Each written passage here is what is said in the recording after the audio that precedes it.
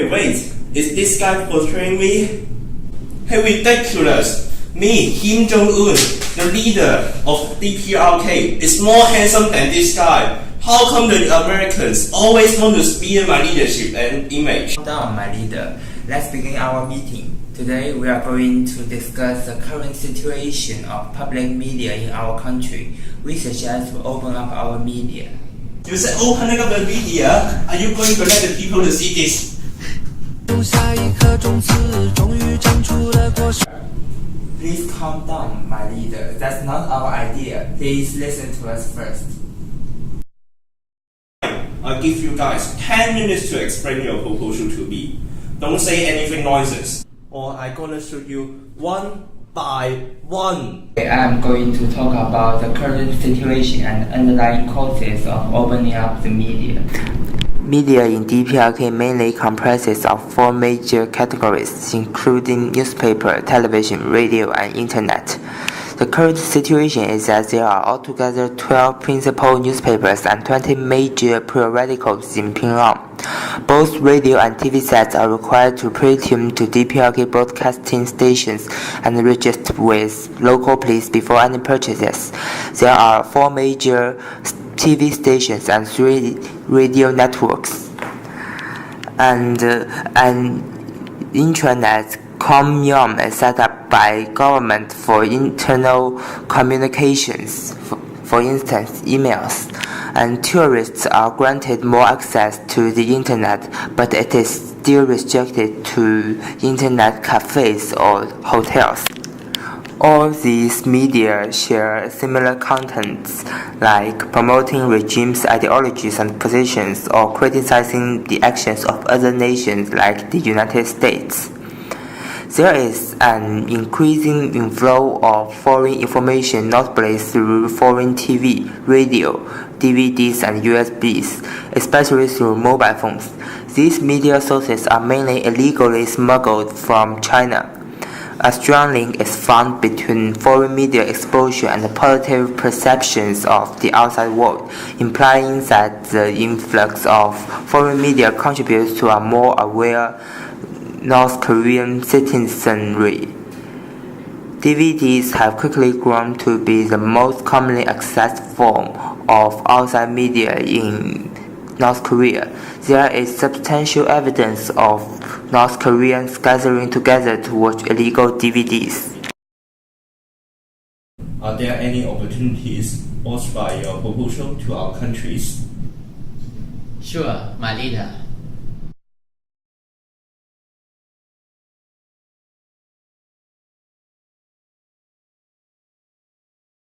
In the past, the North Korea had received assistance in terms of food aid and energy assistance from the United States. However, the amount of assistance has dropped to 0 in 2000. With the opening of the nation to the outside world, the technological and economic development of the DPRK is relatively left behind.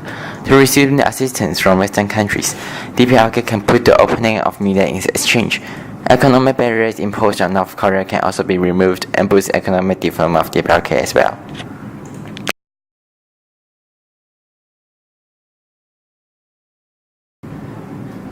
Before opening up the public media, the citizens' speaking right is strictly forbidden. Opening up the media provides them a speaking right.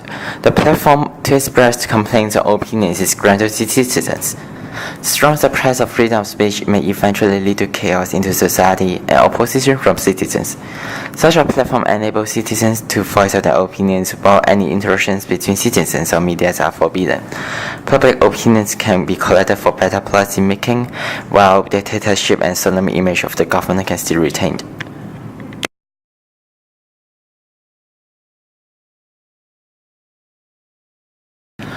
Once the government has provided a legal and official channel for citizens to keep contact with foreign countries, there is no longer any reason for citizens to illegally purchase smuggled electronic devices.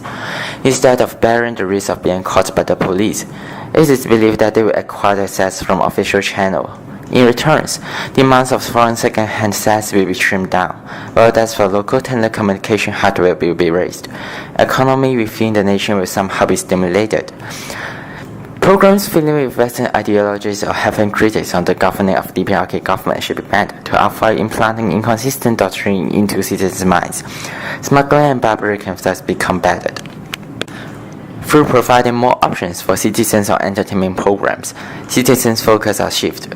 Increasing number of entertainment programs encourages discussion on their news. Whenever there is any adverse political or social news, the government can try to give rise to a hotter discussion on the entertainment programs. While citizens seem to enjoy a higher living standard by being granted more options, actually they are receiving stupefying education. My leader, I think we should be cautious about the pace of opening up our media since there are risks. Despite the positive aspects of loosening the media control, the potential harms of implementing such a policy should not be overlooked. Initially, although we still have strict control over the information released to the public, we cannot guarantee that our censorship will be impeccable. The Westerners are very skilled at incorporating or hiding concepts such as democracy and freedom in media.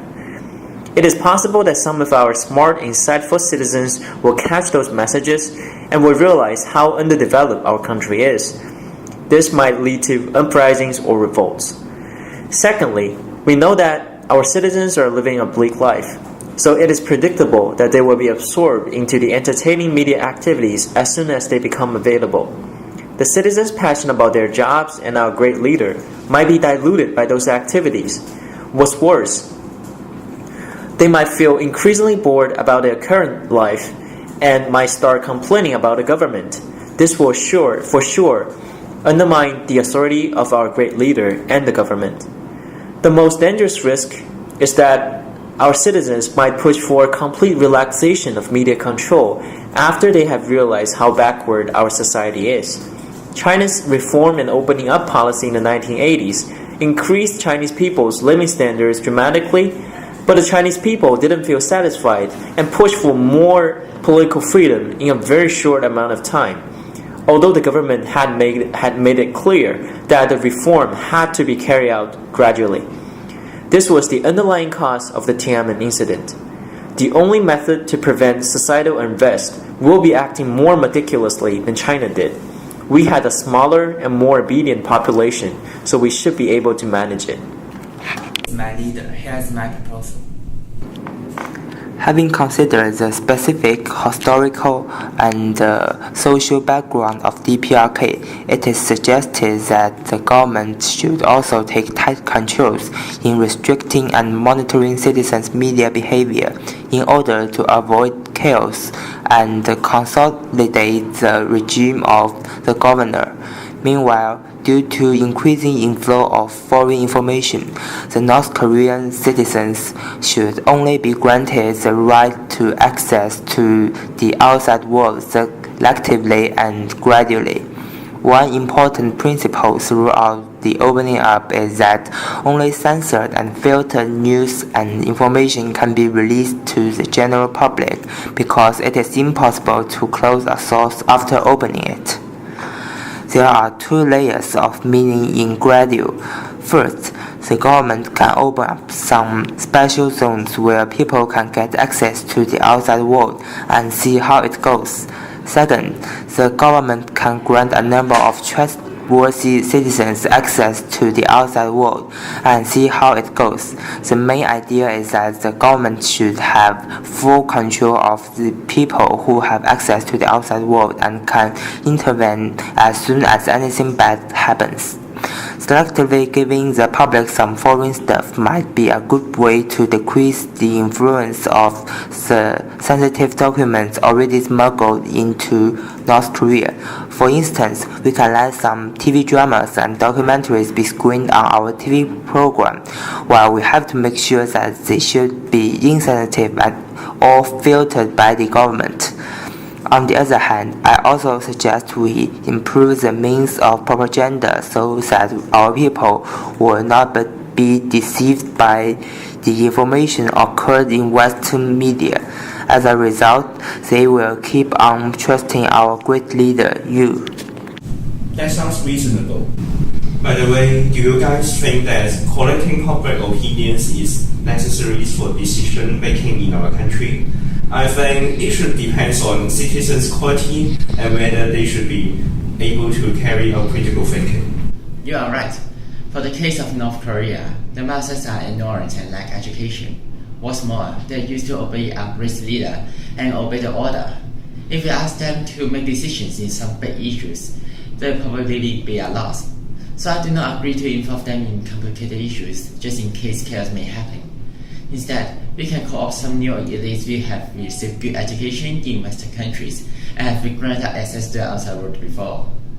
I also have to mention that sometimes populism may be generated even among those so-called well-educated people in Western countries. However, the masses are always foolish and short-sighted. All in all, our regime is good enough. What it needs is just some improvements. I'm satisfied with your performance today. Let's stop our meeting here.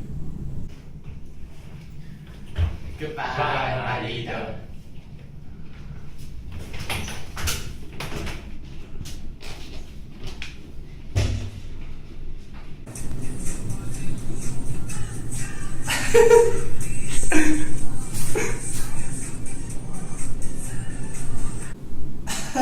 Selective opening is not bad. Hey, look at this. I look cool.